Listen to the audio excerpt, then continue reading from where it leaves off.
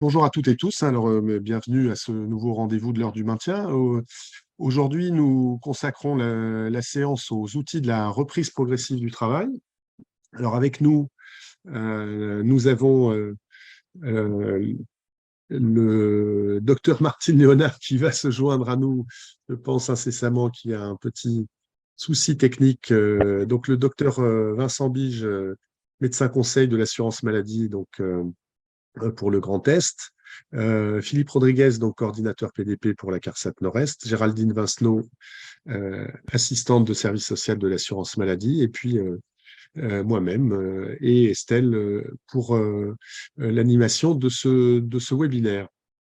Comme d'habitude, vous pouvez poser vos questions sur le question-réponse. On fera des petites pauses après chaque outil pour prendre une série de questions. Voilà, il y aura peut-être beaucoup de questions aujourd'hui, alors on verra si on fait à la suite de ce webinaire un question-réponse ultérieur. En tout cas, on essaiera de répondre au maximum durant cette séance. Donc, on a fait le choix de traiter les outils de la reprise progressive. Alors, suite à la réforme, c'est pas tout à fait vrai, puisque il y a effectivement le, le laisser encadrer la convention de rééducation professionnelle, qui sont euh, des outils nouveaux dans la loi du 2 août 2021. On a mis le temps partiel thérapeutique parce que c'est un outil de reprise progressive du travail et que c'est plutôt en 2019 qu'il a été modifié. Donc, on voulait partager avec vous à la fois ces évolutions et puis les questions qui peuvent se poser sur ces outils. J'enchaîne directement sur le temps partiel thérapeutique. Sur le temps partiel thérapeutique, donc en fait, si on veut être précis, on a une reprise de travail à temps partiel pour motif thérapeutique quand la cause est la maladie non professionnelle, ou reprise d'un travail aménagé, donc accident du travail ou maladie professionnelle. Il y a d'autres termes aussi qui existent, mais voilà, de manière générique, on va parler de temps partiel thérapeutique. Donc, ce qu'il permet, le temps partiel thérapeutique, c'est une reprise en diminuant, en allégeant le temps de travail. Alors, souvent dans les textes, il est précisé entre 10 à 50% de réduction, c'est-à-dire qu'en gros, on reprend à mi-temps ou jusqu'à 90% de son temps initial. Alors, rien n'interdit, hein, on le précise, hein, puisque c'est beaucoup plus rare qu'il y ait des situations où on reprenne à moins de 50%, mais ça existe aussi. Euh, mais aussi, on peut, à travers le temps partiel thérapeutique, aménager la charge de travail, et notamment dans le cadre d'un accident du travail ou d'une maladie professionnelle. Donc, l'idée, bien sûr, c'est cette reprise avec le maintien des indemnités journalières sur le temps de l'arrêt. Alors, ce qui a changé en 2019, c'est que l'arrêt de travail indemnisé à temps complet préalable au temps partiel thérapeutique n'est plus obligatoire. C'est-à-dire qu'on peut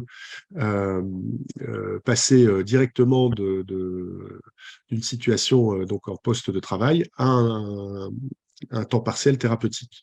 Voilà. Et l'autre changement, c'est que tout salarié peut y prétendre à présent. Il y avait quelques restrictions précédemment. Les conditions de mise en œuvre, donc l'initiative du temps partiel thérapeutique, elle est assez diverse. Ça peut être le salarié, le médecin du travail. Ce qui est sûr, c'est que la prescription, c'est le médecin traitant.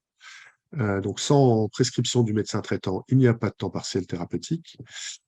Et qu'il faut l'accord de l'employeur pour mettre en place le temps partiel thérapeutique. Ce qui nous amène à une première question. C'est l'employeur peut-il s'opposer au temps partiel thérapeutique?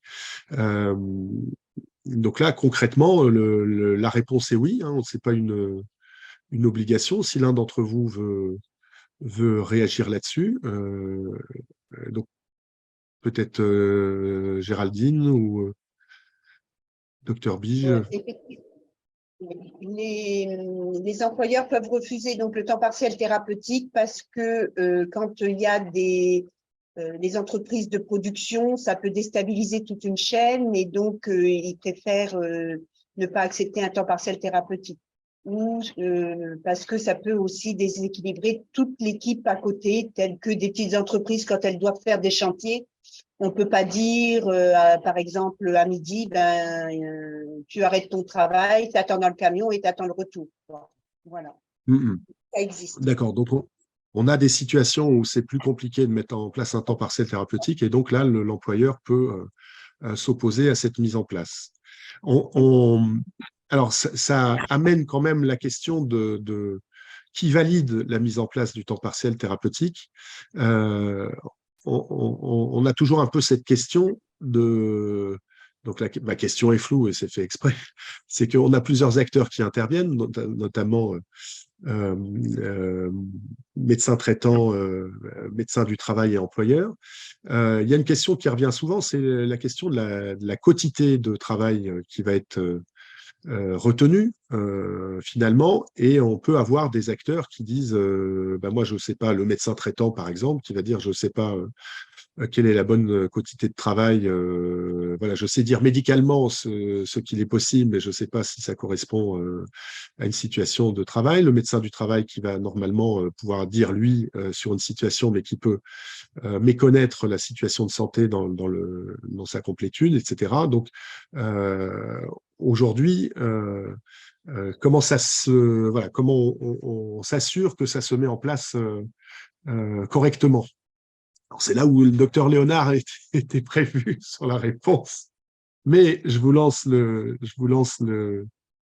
la question sur le sujet. Alors, si on veut faire un petit récapitulatif, donc effectivement, le temps partiel thérapeutique est en prescription. Le premier intervenant, déjà, ça va être le médecin traitant qui, lui, va rédiger la prescription, effectivement, va bien cocher temps partiel pour raison médicale.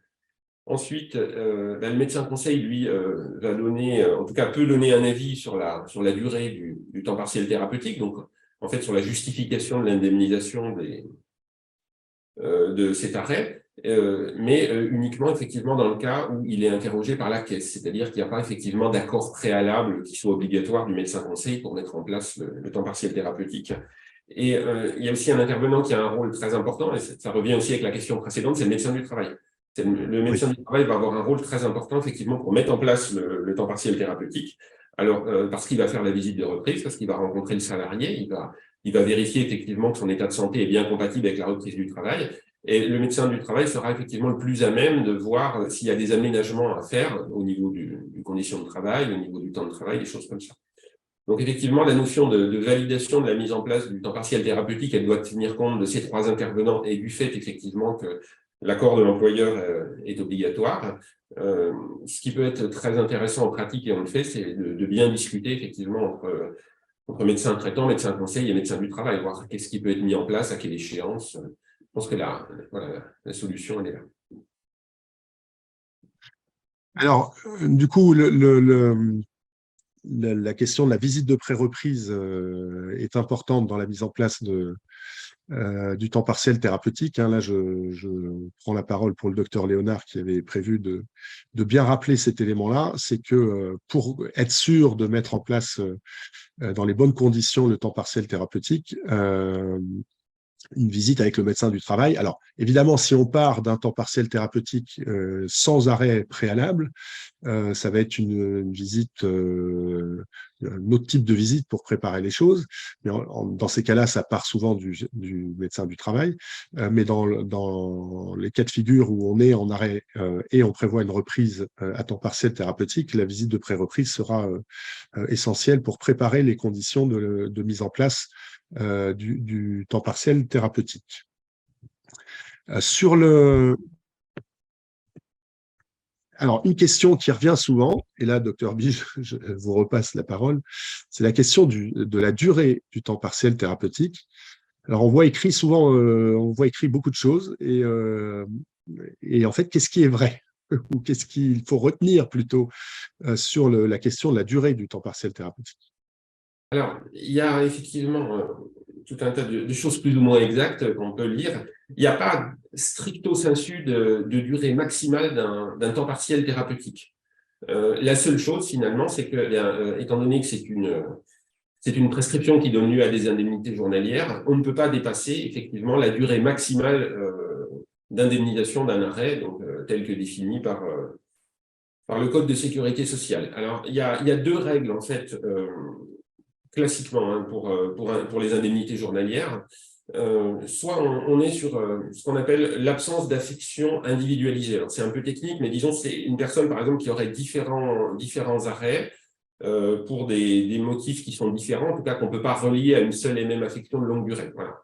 Donc, dans ces cas-là, tant qu'on n'a pas reconnu, on va dire, une affection de longue durée, identifié une pathologie, c'est ce qu'on appelle la règle des 360 jours. Donc, sur une période de 3 années glissantes, on ne peut pas avoir plus de 360 jours sans qu'on ait identifié une affection de longue durée. Donc, dans ce cadre-là, qui n'est pas un cadre fréquent, eh bien, dans ce cas-là, la durée, effectivement, la durée d'indemnisation du temps partiel thérapeutique, elle va se trouver limitée à 1 an. Alors, non pas parce qu'on dit qu'un temps partiel thérapeutique ne doit pas durer de plus d'1 an, mais parce qu'il y a un article du Code de santé publique qui dit que de toute façon, on ne peut pas dépasser de plus d'1 an, en cas de temps partiel thérapeutique, ce que serait la durée maximum d'indemnisation. Donc, si on est sur cette règle dite des 360 jours, qui est plutôt le cas rare, c'est-à-dire le cas où on n'a pas d'affection de longue durée, on peut concevoir un temps partiel thérapeutique qui dure 1 année. Bien sûr, s'il est prescrit, bien sûr, si le médecin conseil le justifie. Enfin, on va faire le cas de figure qui représente 95% des cas. Donc, la personne est reconnue au titre d'une affection de longue durée. Donc, dans ce cadre-là, effectivement, le temps partiel thérapeutique, en temps total, que ce soit l'arrêt à temps complet ou l'arrêt à temps partiel thérapeutique, ne va pas pouvoir excéder d'1 année la fin de la période triennale, puisque la reconnaissance d'une affection de longue durée par l'assurance maladie ouvre droit à une période triennale d'indemnisation des arrêts de travail. Voilà. Donc, c'est aussi l'explication de ce qu'on appelle parfois improprement la 4e année d'IJ. On trouve ça, par exemple, sur le site Amélie. C'est qu'effectivement, à l'issue de la période triennale d'indemnisation d'une maladie de longue durée, il est possible, effectivement, dès lors qu'il y a une reconversion ou un projet de rééducation professionnelle, on peut effectivement prolonger une indemnisation sur le biais d'un temps partiel thérapeutique qui, du coup, va nous amener à 1 année supplémentaire. Voilà. Mais dès lors qu'on n'est pas, on va dire, dans ce mécanisme d'indemnisation maximale de l'arrêt, effectivement, il n'y a pas de durée maximale du temps partiel thérapeutique. Voilà. Donc, on dit parfois un an. Pardon. Oui, dans la pratique, en fait, on est plutôt sur des durées plus courtes. Les acteurs du maintien connaissent plutôt des temps partiels thérapeutiques entre 1 et 3 mois. Bien sûr. Avec l'idée souvent de renouvellement du temps partiel thérapeutique pour voir s'il est augmenté, si la durée est augmentée ou pas.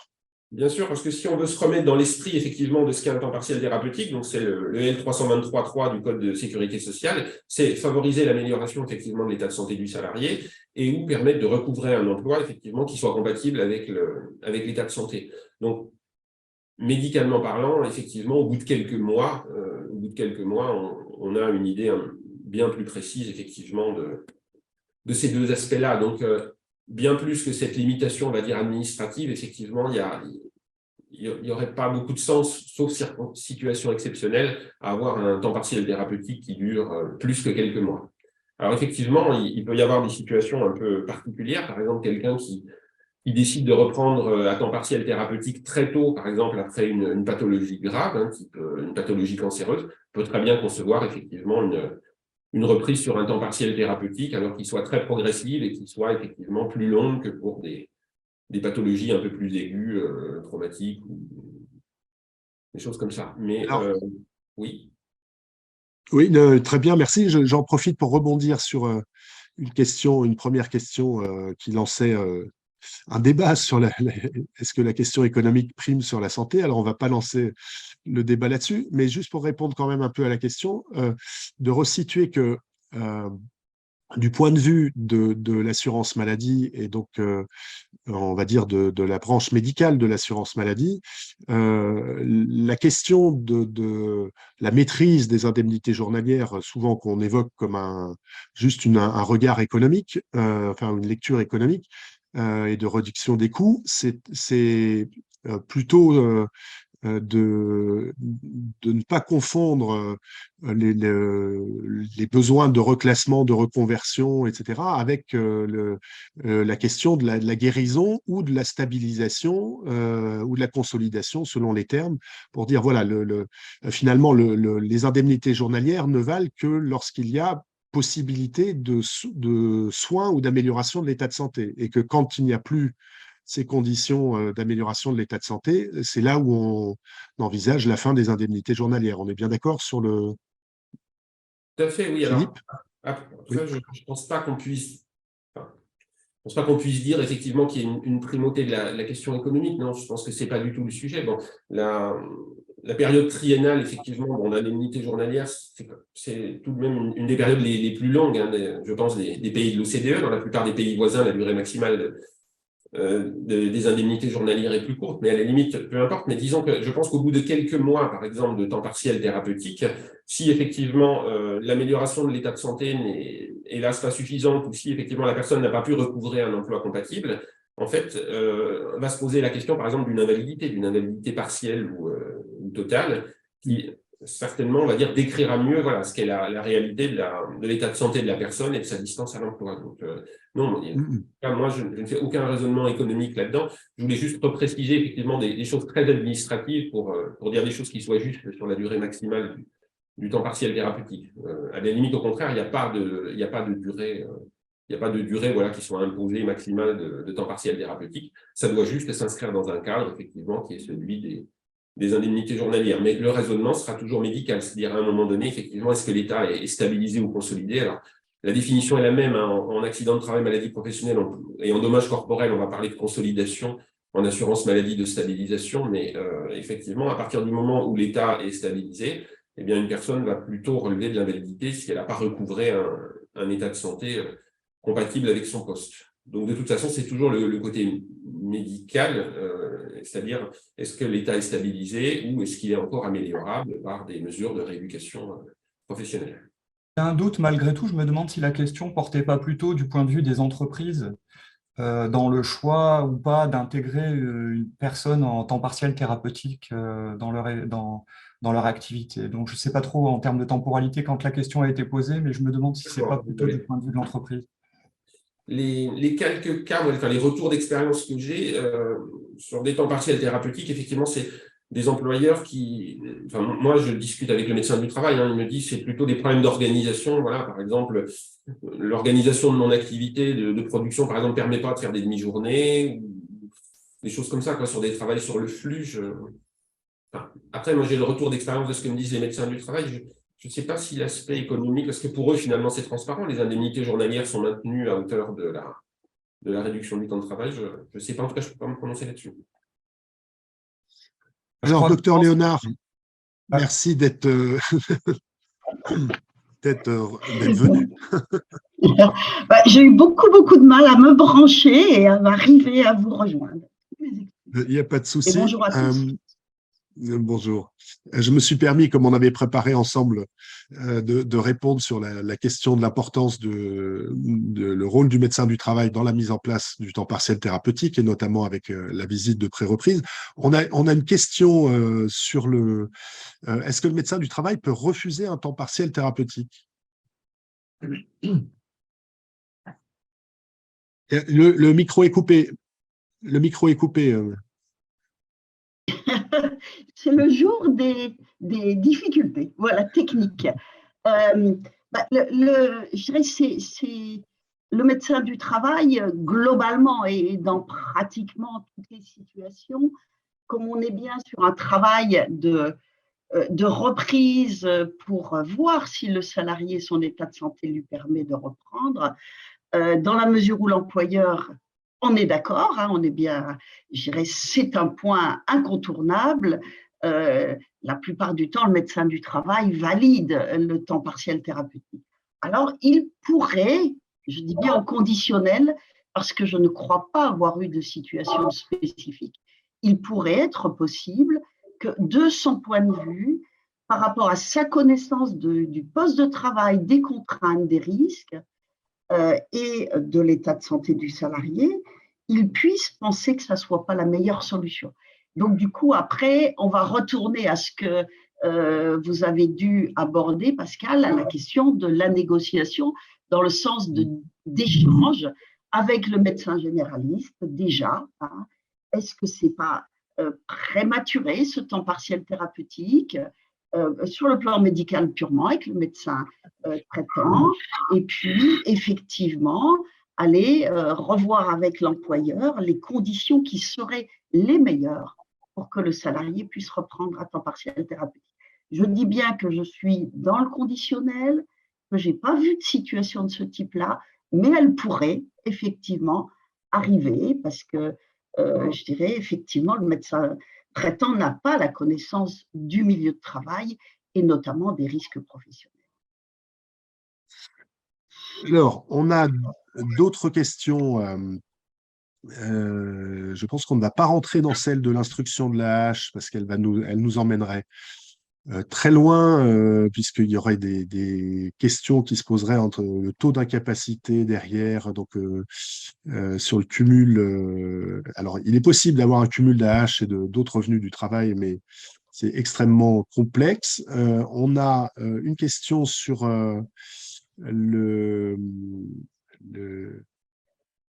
voilà, quand la reprise à temps complet n'est pas possible du fait de l'état de santé, on se retrouve souvent confronté à un refus de demande de pension d'invalidité pour permettre aux salariés de rester à temps partiel dans le cadre de son maintien dans l'emploi du fait de versement des IJ en cours. Est-ce que cela peut être négocié avec le médecin conseil? Alors ça, si je comprends bien, ça renvoie à la bascule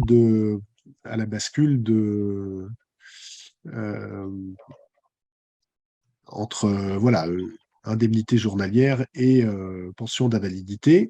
Docteur Bige, là-dessus?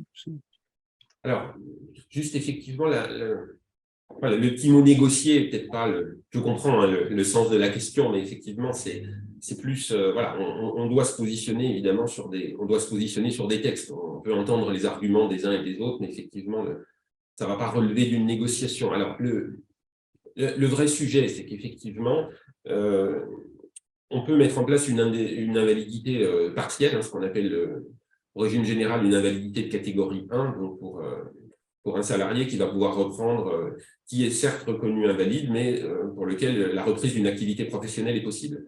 En sachant aussi que quand on est en invalidité, ça c'est le code du travail, quand on est en invalidité au sens de la sécurité sociale, on a parfaitement le droit de travailler. On peut, quelle que soit la catégorie d'invalidité, on peut être reconnu en invalidité totale, c'est-à-dire en invalidité de catégorie 2 par l'assurance maladie, ça n'interdit absolument pas de travailler.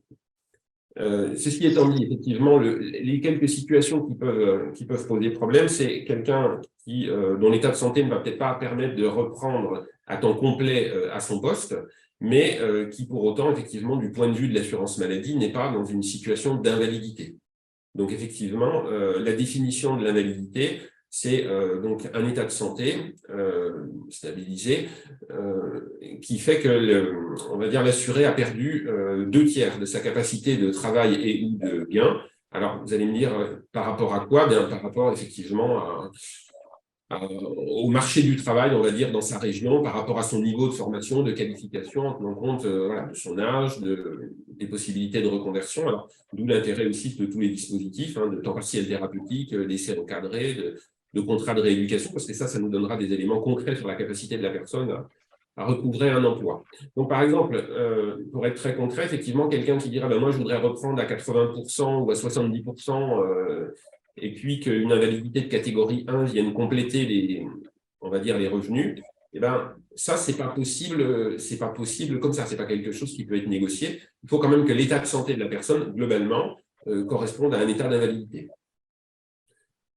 Donc ça, je pense que c'est le cas de figure, effectivement, que soulevait la personne. Donc, si l'état de santé, si l'état d'invalidité médicalement n'est pas reconnu, effectivement, il ne sera pas possible de mettre en place une invalidité partielle, simplement pour venir effectivement compléter les revenus d'un travail à temps partiel.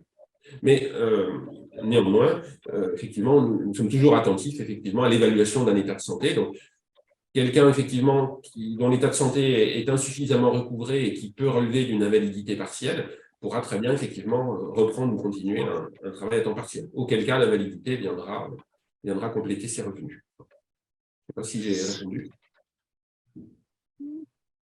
Alors, il y a beaucoup de questions là qui arrivent. On ne va pas pouvoir tout prendre. Il y a des questions qui tournent autour de la négociation, enfin, en fait, de la discussion sur la durée du temps partiel ou les modalités du temps partiel thérapeutique. Donc, est-ce qu'on peut faire des temps partiels qui sont découpés non pas en jours, mais en semaines? Par exemple, j'ai une question qui est posée là-dessus. Et quelles sont les conditions pour faire évoluer le temps partiel thérapeutique dans le temps aussi? Euh, voilà, déjà. Donc, docteur Léonard, sur la discussion du temps partiel, ça rentre dans, j'imagine, dans la question de la négociation de départ et un peu de la planification des temps où on se revoit pour faire le point. Oui, oui, le médecin du travail, il va déterminer les meilleures conditions pour organiser ce temps partiel thérapeutique et il va échanger avec l'employeur pour voir si c'est possible. Alors, globalement, pour certains salariés, pour la plupart des salariés, c'est une demi-journée. Alors, est-ce que c'est plus le matin, l'après-midi, en fonction du traitement que la personne prend?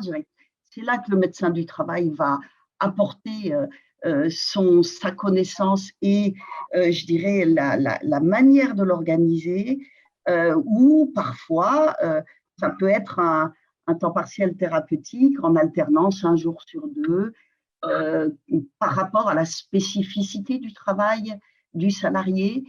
Globalement, les aménagements qui sont proposés, ils restent sur ces deux manières de faire. J'ai encore jamais vu un aménagement, une semaine de travail, une semaine de repos, parce que la semaine complète de travail, on n'est plus vraiment dans un temps partiel thérapeutique. Si c'est pour limiter la fatigue, lui permettre de reprendre le travail dans les meilleures conditions, là, on n'est pas dans les meilleures conditions. Donc voilà, ça se produit comme ça et le médecin du travail, il va suivre le salarié qui reprend un temps partiel thérapeutique. Alors, si au bout d'un mois, effectivement, tout va bien et qu'il peut reprendre à temps plein, il ne fera pas une nouvelle visite de reprise. Je réponds à une question que j'ai vue passer. C'est une visite à la demande du médecin du travail. Si le temps partiel peut être un petit peu plus long sur le temps de travail, il y aura un ajustement. Et là, le médecin du travail pourra le proposer au médecin traitant qui prescrira plutôt un 70% qu'un 50%. Donc voilà, c'est vraiment, mais ça nécessite du temps, des échanges, des appels téléphoniques. Et parfois aussi d'aller sur place, sur le poste de travail. Merci. Je vous propose, alors, il y a plein d'autres questions. Il y a des questions pointues sur l'intérim, etc. Je vous propose d'avancer puisqu'on a le timing donc d'une heure pour traiter les trois sujets. On verra si on peut revenir sur un certain nombre de questions. Et comme je le disais en préambule, peut-être qu'en fonction de la somme des questions, on fera un petit question-réponse à l'issue de ce webinaire. Sur la question de l'essai encadré. Donc, sur l'essai encadré, on est, en termes de ce que permet l'essai encadré, tester la capacité à reprendre un ancien poste, tester un aménagement de poste, un nouveau poste de travail ou préparer une reconversion professionnelle. Donc, on est aussi là dans le maintien des indemnités journalières pendant l'essai. Donc, ce qui change par rapport à l'essai encadré précédemment, c'est sa durée, puisque la durée de l'essai est augmentée à 14 jours, donc 14 jours qui peuvent être fractionnés, une première durée maximum qui peut être renouvelée dans la limite de 28 jours. Donc, dans les conditions de mise en œuvre, l'initiative de l'essai encadré peut provenir du salarié, du service social de l'assurance maladie, du médecin du travail, voilà, Cap Emploi, Comet France, des acteurs qui sont impliqués sur le maintien dans l'emploi. La prescription est une prescription assurance maladie, on va y revenir. Et puis, en termes d'accord, évidemment, il faudra l'accord des médecins concernés, c'est-à-dire aussi bien le médecin traitant, qui doit valider le fait que sur l'arrêt de travail qu'il a prescrit, il est possible de faire un essai en milieu de travail, le médecin conseil et le médecin du travail. Alors, première question là-dessus, Madame Vincenot, sur quand on parle de prescription assurance maladie, souvent on parle de prescription, on pense cellule prévention de la désinsertion professionnelle. Donc, simplement sur la cellule, est-ce que vous pouvez nous dire, voilà, nous redire un peu comment ça se passe? Sur cette notion de prescription, voilà, qu'est-ce qu'on doit entendre derrière cette notion de prescription, en fait, par l'assurance maladie? Avant, il faut préciser que les cellules départementales ne fonctionnent pas à l'identique, hein. Donc, chaque cellule a son propre fonctionnement. Donc, moi, je vais parler en ce qui concerne notre cellule. La cellule PDP est là pour valider les décisions. Donc, on demande en fonction de qui est initiateur de l'essai encadré, on va solliciter donc les accords des services administratifs, du service médical et du médecin traitant. Donc ça, on peut le faire, on n'est pas obligé de passer par la cellule PDP si on estime que la mise en place de l'essai encadré doit être mise rapidement, on n'est pas obligé d'attendre la réunion. Par contre, après, on le soumet à la cellule PDP qui va valider. Hein, donc voilà, je ne sais pas si j'ai répondu à votre question. Oui, et donc plus globalement, quand on parle de prescription assurance maladie, on est sur la logique des actions de remobilisation pendant l'arrêt de travail, c'est-à-dire finalement un circuit de validation par différents acteurs de l'assurance maladie, indépendamment de la cellule PDP. C'est ça? C'est ça, oui. C'est ça, tout à fait. Peut-être un petit complément, Pascal, sur cette question. Comme le soulignait Géraldine, on a une spécificité, c'est que effectivement les cellules PDP de l'assurance maladie ont un fonctionnement qui est calé en interne, avec les acteurs que sont service administratif de la CPAM, échelon local du service médical pour le médecin conseil, et puis service social. Ce qui est important de noter, c'est que dans nos organisations, on est conscient qu'on doit être assez réactif sur l'étude des demandes d'essais encadrés.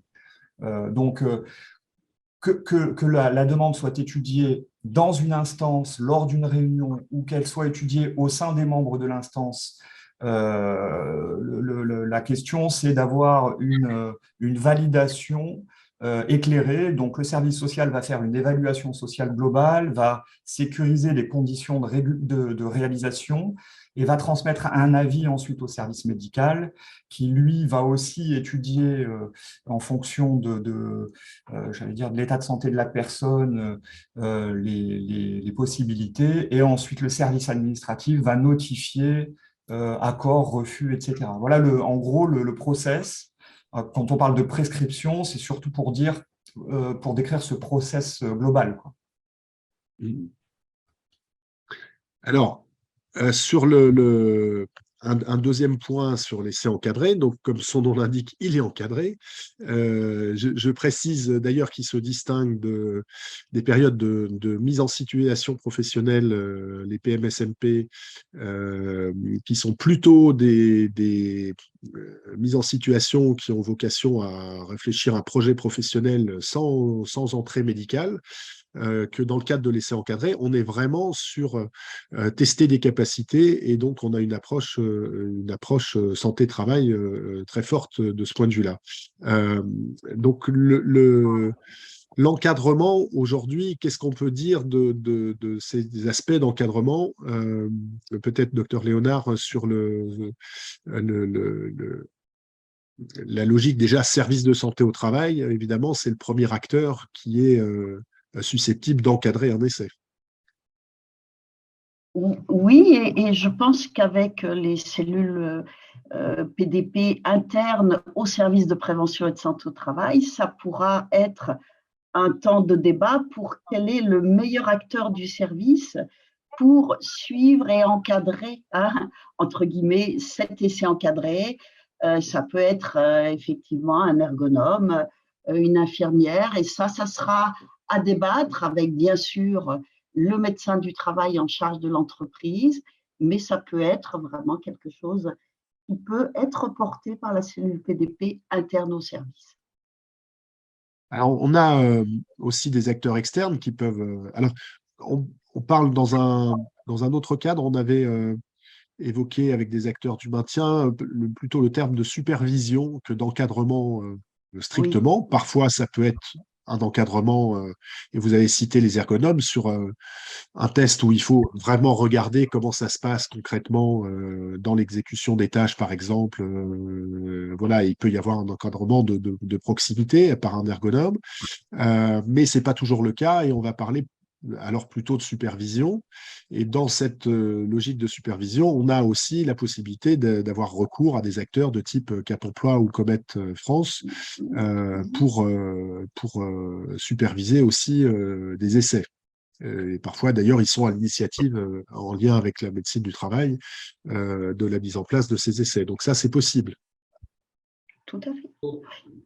Rajouter aussi, c'est que pendant l'essai encadré, effectivement, l'assuré il est suivi par un tuteur au sein de l'entreprise. Et avec ce tuteur, effectivement, à la fin de l'essai encadré, il va réaliser impérativement, obligatoirement un bilan.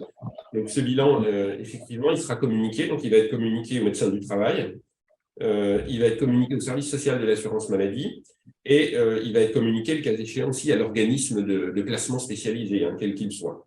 Donc ça, c'est extrêmement précieux parce que ça peut permettre, par exemple, de prévoir de nouveaux aménagements ou éventuellement la mobilisation d'un nouveau dispositif. Parce que l'essai encadré, effectivement, il faut revenir à la finalité, c'est une action de remobilisation. Donc, ponctuellement, il peut y avoir plusieurs actions de remobilisation au cours d'un arrêt, voire plusieurs essais encadrés, hein, simplement parce que l'état de santé de l'assuré peut évoluer. Voilà, donc ça, je pense que c'est important, ce bilan qui est fait avec l'assuré et le tuteur, oui.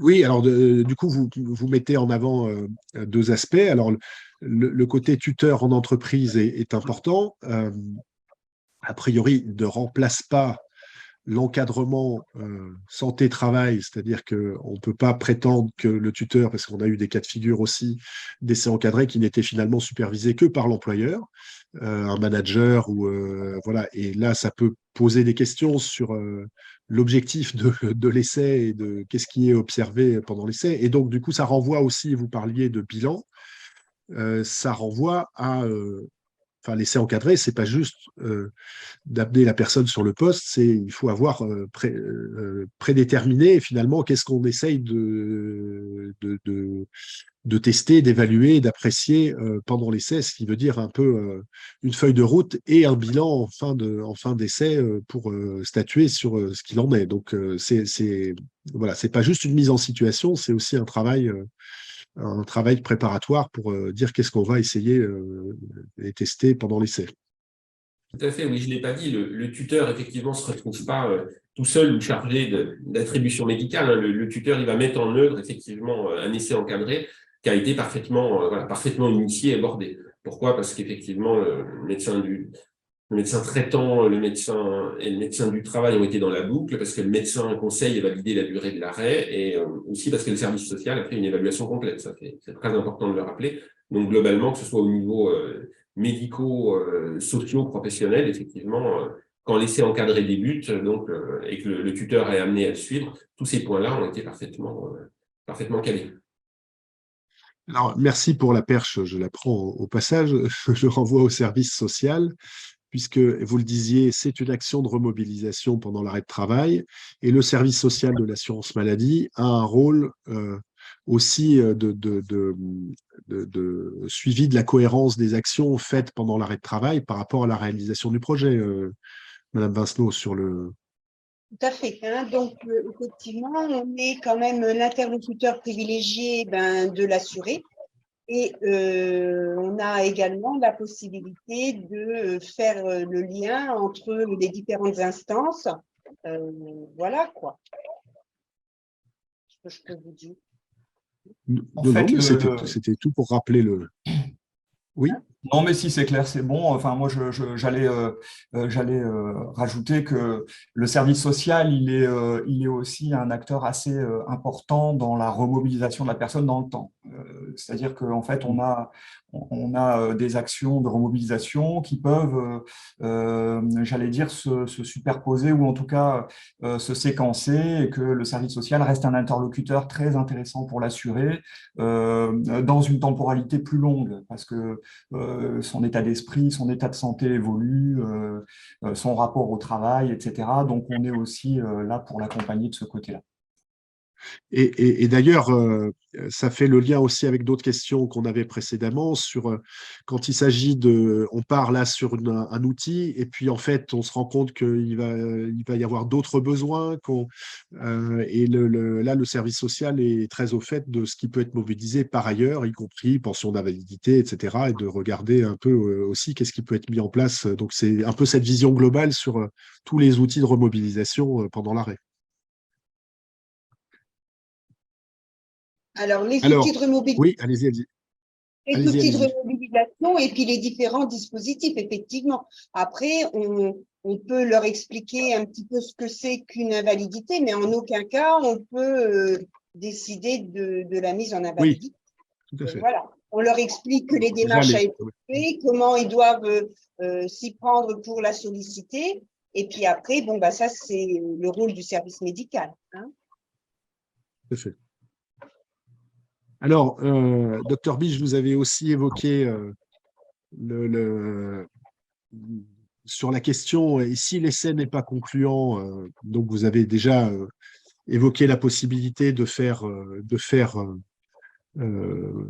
plusieurs essais. Donc, on l'évoquait en préparation, il y a souvent un peu cette représentation, il y a parfois cette représentation que il faut absolument que l'essai réussisse parce que après c'est la fin des IJ, il va falloir reprendre, etc. C'est pas tout à fait le cas. C'est tout dépend. On revient un peu à ce qu'on évoquait précédemment. C'est tout dépend à quel moment est fait l'essai et quelle est la durée présumée de l'arrêt, par exemple. C'est sûr que si l'essai est fait en bout de course, il y a ce risque qu'il y ait une consolidation, une stabilisation dans la foulée, mais c'est pas c'est pas un lien de cause à effet. Ça peut être concomitant, mais voilà. Et donc, d'où l'intérêt d'avoir des essais qui sont faits assez tôt aussi, pour avoir le temps de se retourner éventuellement. Bien sûr, oui, ça peut jamais être trop tôt. C'est une action de remobilisation ponctuelle, effectivement, dans une temporalité d'un arrêt. Hein, dans l'histoire, c'est souvent une affection de longue durée. Donc, la question, c'est voilà, comment on va accompagner le salarié en arrêt de travail. Donc, bien sûr, il y aura tout au long de l'arrêt des actions de rééducation et de réadaptation médicale. Hein, ça, c'est à la main du médecin traitant. Nous, en tant que médecin conseil, on peut donner un avis effectivement sur les prestations qui vont être servies dans ce cadre-là, mais là, on est dans quelque chose de vraiment médical, médecin traitant. Et puis ensuite, effectivement, différentes mesures de réadaptation professionnelle. Donc, effectivement, il y aurait aucun sens à mettre un coup près comme ça après un essai encadré en disant soit ça fonctionne bien, soit la personne retourne au travail. À la limite, au contraire, non, c'est vraiment tester, vérifier, documenter la compatibilité d'un poste avec les capacités restantes d'une personne, mais à l'instant où elle fait l'essai encadré. Mais ces capacités restantes, évidemment, elles peuvent évoluer dans le temps, donc on souhaite qu'elles évoluent favorablement. Donc, on peut très bien imaginer, après un essai encadré, par exemple, non concluant, eh bien, rentrer dans une nouvelle séquence de réadaptation médicale ou une autre réadaptation professionnelle, ou, je ne sais pas, une autre formation, par exemple, en disant, là, c'est pas très compatible, c'est pas très concluant à ce poste-là, il faut peut-être, je ne sais pas, chercher ailleurs, envisager une autre conversion, un poste moins physique, un poste moins ceci ou plus cela. Il n'y a pas de sujet là-dessus. Donc, du coup, je voyais passer une question, effectivement, d'une personne qui disait que, donc après un essai encadré, parce que c'est ça le sujet, je crois que le médecin conseil aurait mis fin aux indemnités journalières, hein, c'est ça, c'est la question de 9h36. C'est ça.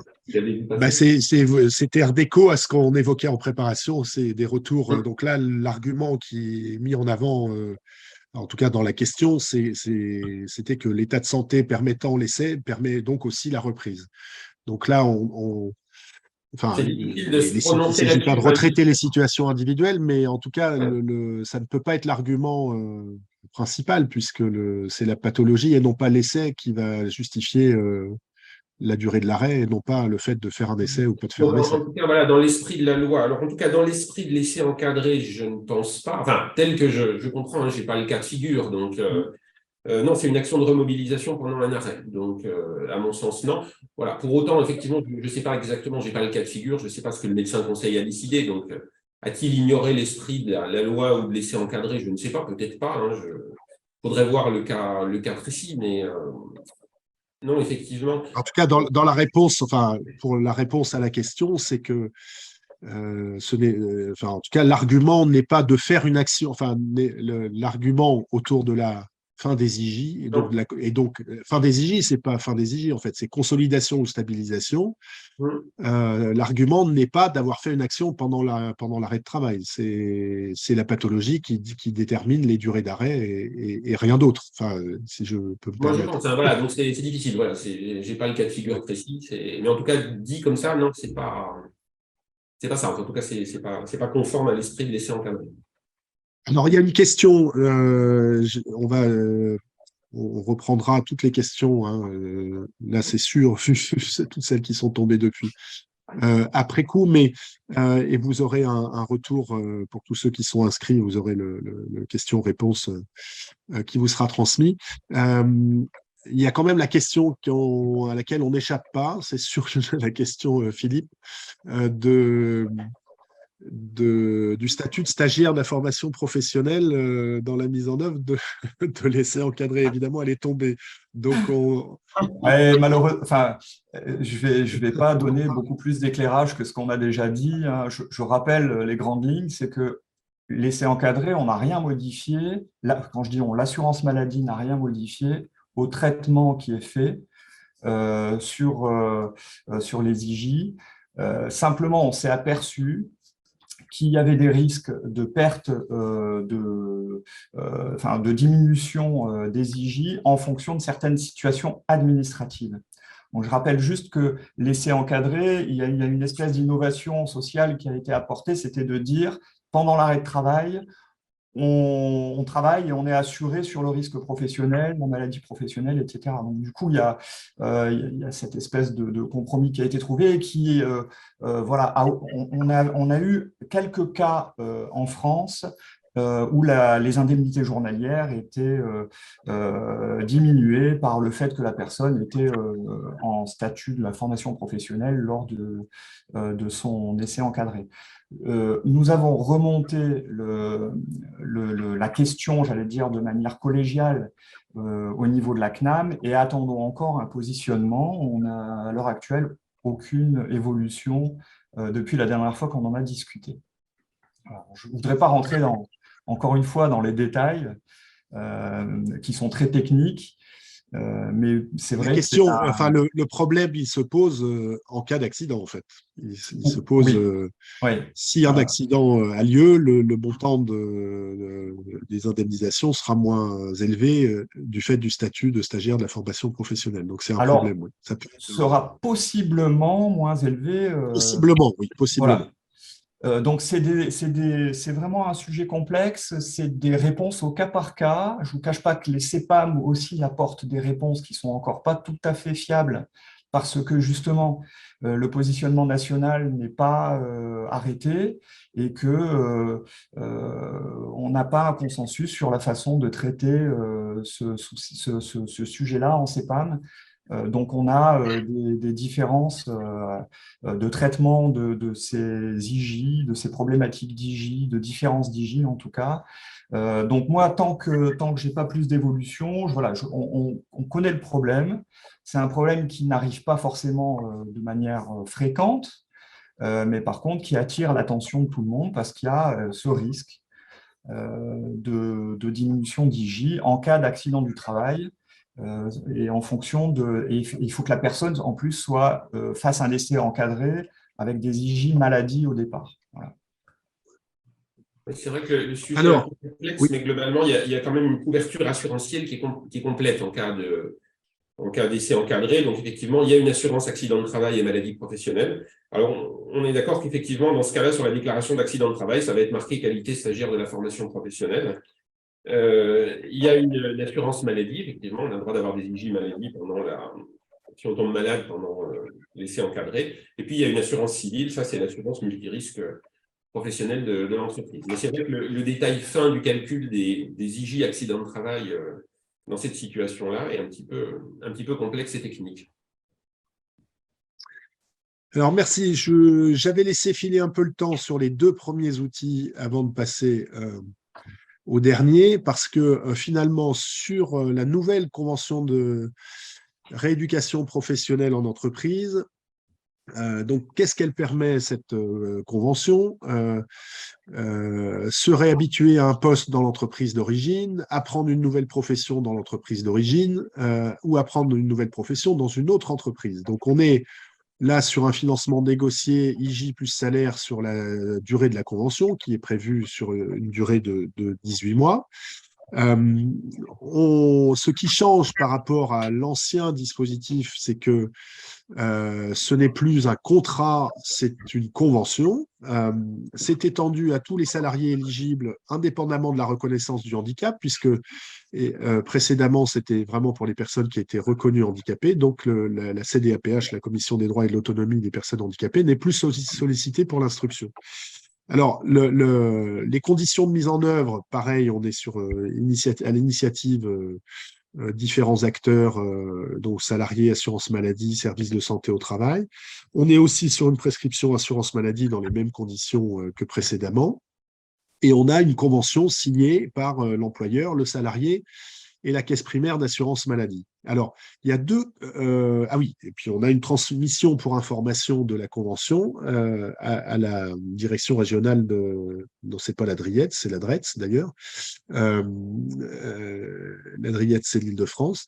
La Dretz, donc, à l'État pour information. Sachant que là, on n'est plus dans un contrat de travail, donc les exigences, enfin les exigences d'observation de la Convention ne sont pas les mêmes. On avait 2 questions sur le CRPE, la CRPE. C'est d'une part sur l'aspect formation, qu'est-ce qu'il est possible de mobiliser comme financement dans ce cadre, dans ce contexte, pour avoir tous les moyens nécessaires pour quand on mobilise de la formation. C'est pas obligatoire, hein, on redit que la formation n'est pas obligatoire dans le cadre d'une CRPE. Et puis, c'était surtout les conditions de mise en œuvre concrètes. Donc là-dessus, on a quelques questions plutôt à aujourd'hui, donc en attente et notamment sur, Philippe, sur la question de la convention en elle-même. Hein. Oui, alors effectivement, la circulaire est parue en fin d'année dernière sur la CRPE et nous, côté assurance maladie, on fonctionne avec des lettres réseau qui nous permettent de structurer les circuits, les outils côté assurance maladie et on est encore en attente de cette lettre réseau sur la convention de rééducation professionnelle en entreprise. Elle devrait plus tarder et elle comprendra un modèle de convention, en fait. Oui. Donc, il y a aussi des questions de financement, d'après ce qu'on a compris, des questions de financement selon les CEPAM, voilà, sur les logiques de sollicitation de fonds extra-légaux, etc.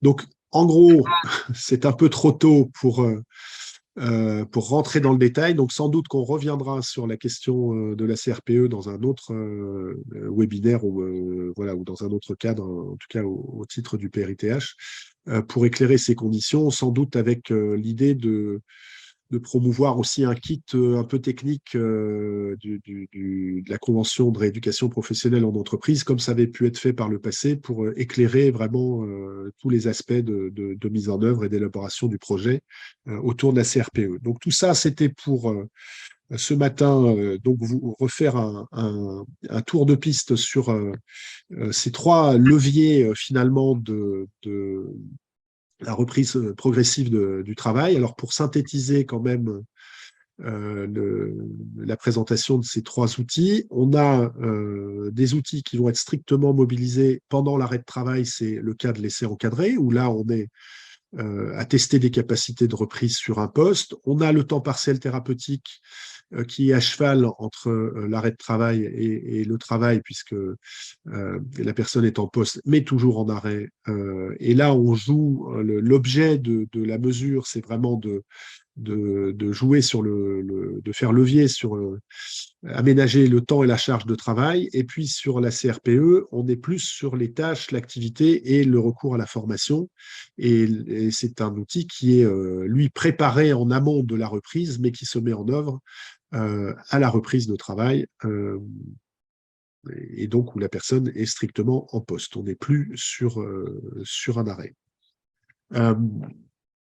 Il nous reste quelques minutes pour éventuellement traiter quelques questions. Alors je reviens un petit peu sur l'essai parce que je voulais être sûr de boucler la présentation avant 10 heures. On avait une question sur l'essai encadré dans une autre entreprise.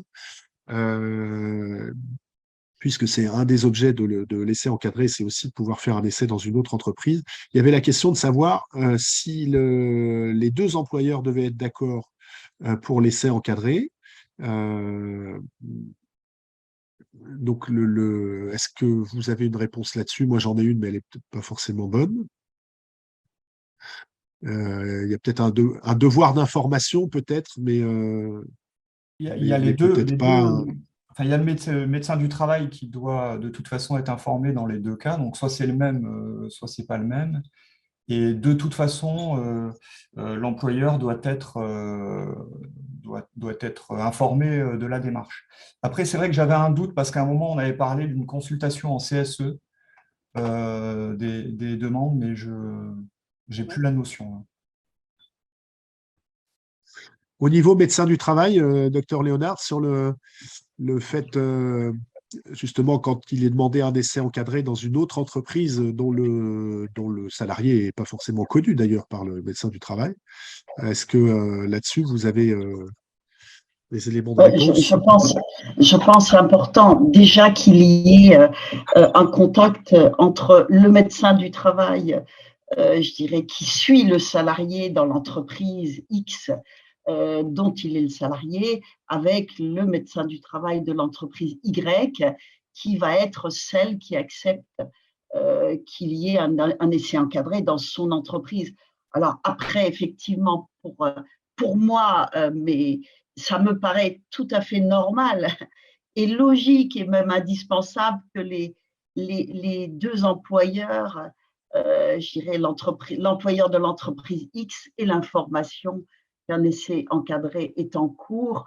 On est vraiment dans essayer de trouver la meilleure solution pour un salarié donné. Je dirais, plus il y a de transparence dans l'information, mieux c'est pour que ce salarié-là puisse peut-être aller vers une reconversion professionnelle qui demandera forcément un accompagnement. Donc, du coup, pour moi, oui, je dirais il faut que les deux employeurs soient d'accord et il faut qu'il y ait un contact entre les deux médecins du travail pour que le nouveau médecin du travail connaisse la situation de ce salarié. Alors peut-être qu'on peut rester d'ailleurs sur cette conclusion à 1 minute de la fin, sur le fait que ces outils finalement ont quand même un point commun, c'est que même pour un temps partiel thérapeutique et encore plus pour les autres leviers, cette idée de discussion, de concertation, parfois de négociation est importante et qu'il faut que les acteurs communiquent entre eux pour mettre en place que ce n'est pas des outils qui se mettent en place automatiquement et que finalement les cas de figure qui se présentent, il faut les anticiper, les spécificités, les particularités, il faut les anticiper et discuter être relativement transparent sur ce qu'il y a à prendre en compte. Et chacun avec ses spécificités propres, son rôle propre et effectivement le respect des uns et des autres, de son rôle propre, du rôle propre de l'autre. Je pense que c'est comme ça qu'on avance, avec au cœur et au centre l'intérêt du salarié, santé et travail, les deux. Donc je pense qu'effectivement, on ne peut rien faire sans cette concertation, ces discussions, ces débats et avec toujours, je dis bien, le centrage sur le salarié qui en a besoin. Eh bien, merci beaucoup pour cette nouvelle séquence. On vous donne rendez-vous pour un prochain webinaire. Alors, on a des dates qui vous seront communiquées. On communiquera à tous ceux qui ont suivi déjà les premiers webinaires les dates et on fera une information par ailleurs, comme d'habitude, plus large. Et merci encore pour vos contributions. Merci voilà, d'être venu m'épauler sur ce, sur ce webinaire. Merci beaucoup. À bientôt. Avec plaisir. Merci. Au revoir à tous. Au revoir à tous.